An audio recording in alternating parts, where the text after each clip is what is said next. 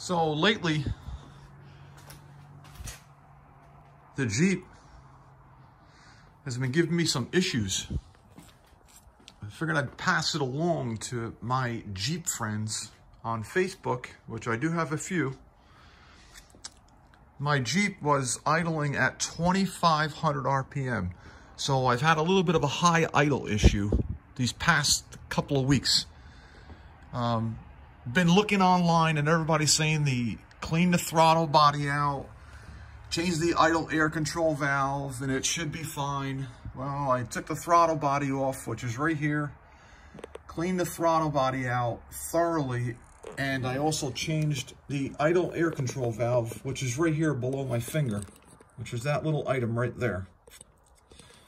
So I changed the idle air control valve, cleaned the throttle body, and it still had a 2,500 RPM idle all the time, whether hot or cold, didn't matter. And it wasn't anything that I could just, kick the throttle down. It was internal that was causing the high idle, not external, not a throttle problem. So I changed the throttle position sensor, which is right here. All right. I changed that today, and I also cleaned the throttle body out again. And lo and behold, my 2,500, when I first started it, my 2,500 RPM idle is gone. When I first started it just now, the RPMs were at 2,000, and it immediately came down to 600 RPM idle, which is normal for my motor. So just wanted to pass that on to my Jeep friends. If you're experiencing some high idle issues with a 4-liter Jeep motor, doesn't matter if it's in a Wrangler, a TJ, or an XJ, which is this, you might want to look at your throttle position sensor first and clean your throttle body out, because my throttle body was a little dirty. It wasn't really as bad as I thought it was going to be.